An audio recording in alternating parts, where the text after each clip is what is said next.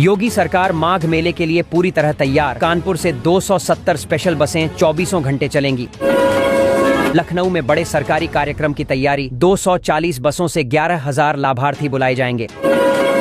आवारा कुत्तों पर यूपी सरकार सख्त। नसबंदी अभियान तेज करने के निर्देश जारी। कानपुर को जाम से राहत। गोल चौराहे से रामा देवी तक एलिवेटेड रोड को मंजूरी। लेखपाल भर्ती में आरक्षण गड़बड़ी पर सीएम योगी नाराज। अधिकारियों को चेतावनी।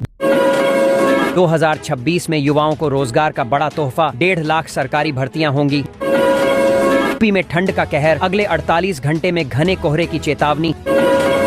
लेखपाल भर्ती विवाद के बाद पूरी प्रक्रिया की दोबारा जांच शुरू। उत्तर भारत में ठंड और कोहरे का डबल अटैक। रेल और फ्लाइट प्रभावित। वाराणसी में लगातार दूसरे दिन शीत दिवस दर्ज किया गया है। घने कोहरे और कड़ाके की ठंड के चलते 30 उड़ानें रद्द करनी पड़ी। यात्रियों को भारी परेशानी का सामना करना पड़ा। अलीगढ़ में यूपी और हरियाणा के किसानों के बीच विवाद ने हिंसक रूप ले लिया। जमकर मारपीट के बाद करीब 50 राउंड फायरिंग की गई। पुलिस ने मौके पर पहुंचकर हालात को काबू में किया। रामपुर में एक महिला पुलिसकर्मी समाज के लिए मिसाल बनी है, जिन्हें लोग स्कूल वाली दीदी के नाम से जानते हैं। उन्होंने 17 गरीब बच्चों का स्कूल में दाखिला कराया और उनकी पढ़ाई की जिम्मेदारी उठाई। लखनऊ में भाजपा के एक पार्षद की सदस्यता समाप्त हो गई है। चुनावी हलफनामे में जानकारी छिपाने के आरोप के बाद सपा के ललित तिवारी को पार्षद घोषित किया गया। वाराणसी में एक कारोबारी द्वारा 1 लाख से अधिक कफ सिरप की शीशियां मंगाने का मामला सामने आया है। जांच एजेंसियों को इनके दुरुपयोग की आशंका है। कानपुर में हुए दर्दनाक सड़क हादसे ने सभी को झकझोर दिया। एक युवक डंपर के नीचे फंसकर करीब 70 मीटर तक घिसटता चला गया। युवक की मौके पर ही मौत हो गई। कानपुर में अवैध निर्माण के खिलाफ प्रशासन ने सख्त रुख अपनाया है। बिना नक्शा पास कराए बने भवनों और अवैध प्लॉटिंग पर बुलडोजर कार्रवाई की तैयारी है।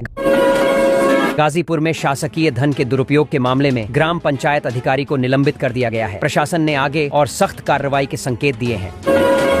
एक ज्वेलरी शोरूम में बदमाशों द्वारा रंगदारी मांगे जाने का मामला सामने आया है। दुकानदार को धमकाया गया। पुलिस सीसीटीवी फुटेज के आधार पर आरोपियों की तलाश में जुटी है। एक ढाबे में दही के अंदर मरा चूहा मिलने से इलाके में हड़कंप मच गया। वीडियो सोशल मीडिया पर वायरल होने के बाद खाद्य विभाग ने जांच शुरू कर दी है। 3 साल की बच्ची के सिर से अचानक खून निकलने पर परिजन घबरा गए। सीटी स्कैन रिपोर्ट देखकर डॉक्टर भी हैरान रह गए। बच्ची का इलाज लगातार जारी है। सरकारी अस्पताल में 7 डॉक्टरों की तैनाती के बावजूद ओपीडी खाली पड़ी है। स्थानीय लोगों ने अव्यवस्था और मूलभूत सुविधाओं की कमी का आरोप लगाया है। 12वीं कक्षा के छात्रों के लिए दूसरे चरण की प्रयोगात्मक परीक्षाओं की तैयारियां पूरी कर ली गई हैं। बोर्ड जल्द ही परीक्षा की तारीख और केंद्रों की घोषणा करेगा।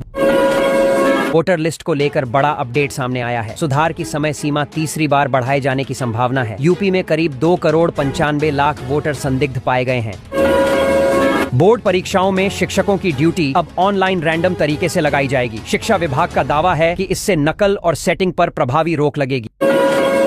गोंडा जिले में नए शैक्षिक सत्र से परसपुर में मुख्यमंत्री अभ्युदय कंपोजिट स्कूल की शुरुआत होगी। यहां आधुनिक शिक्षा के साथ प्रतियोगी परीक्षाओं की तैयारी कराई जाएगी। सेवा निर्यात को बढ़ावा देने के लिए यूपी सरकार नई नीति लेकर आई है। आईटी शिक्षा और स्वास्थ्य सेवाओं के जरिए राज्य की आमदनी बढ़ाने का लक्ष्य तय किया गया है। मथुरा में बढ़ती ठंड को देखते हुए नर्सरी से कक्षा 8 तक के स्कूलों का समय बदला गया है। इससे बच्चों को सुबह की ठंड से राहत मिलेगी। सरकारी अस्पतालों में डॉक्टरों और कर्मचारियों की बायोमेट्रिक हाजिरी अनिवार्य कर दी गई है। सरकार का कहना है कि इससे मरीजों को समय पर इलाज मिल सकेगा। फर्जी शिक्षकों के सहारे स्कूल चलाने का मामला उजागर हुआ है। शिक्षा विभाग ने जांच शुरू कर दी है और सख्त कार्रवाई के संकेत दिए हैं। एक अस्पताल में किसान की बेटी द्वारा भैया कहने पर कर्मचारी के भड़कने का मामला तूल पकड़ गया है। बीकेयू ने विरोध प्रदर्शन कर दोषियों पर कार्रवाई की मांग की है। खाद्य विभाग की कार्रवाई में 169 किलो भुना चना सीज किया गया है। जांच में सामने आया कि चने को आर्टिफिशियल रंग से रंगा गया था। विभाग ने साफ कहा है कि मिलावट करने वालों के खिलाफ आगे भी सख्त कार्रवाई जारी रहेगी।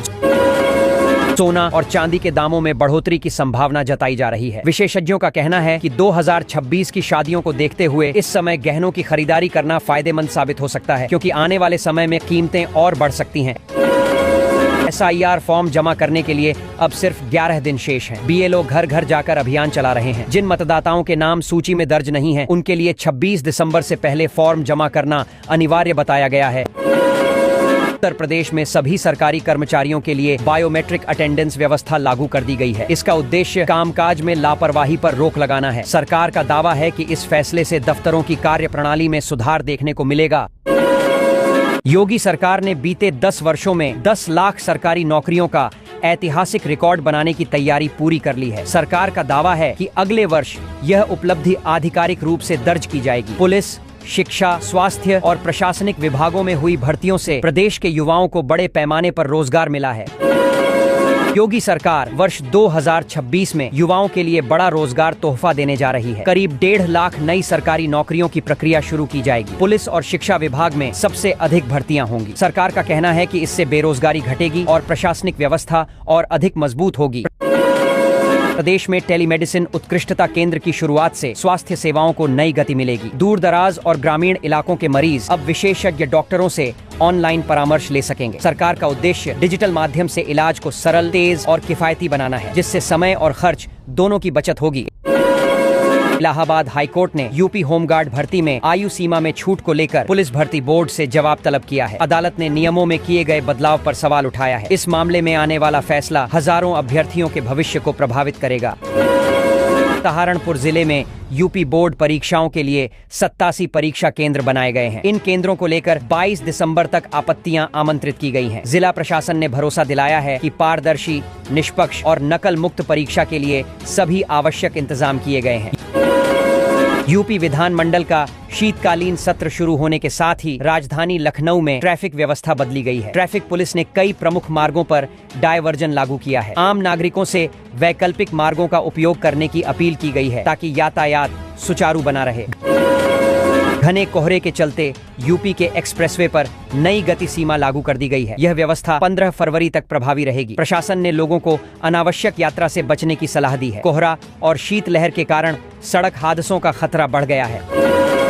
खाद की कालाबाजारी पर योगी सरकार ने सख्त रुख अपनाया है। खाद माफियाओं के खिलाफ NSA के तहत कार्रवाई की जा रही है। सरकार ने स्पष्ट किया है कि किसानों को खाद की कोई कमी नहीं होने दी जाएगी और किसी भी तरह की गड़बड़ी बर्दाश्त नहीं होगी।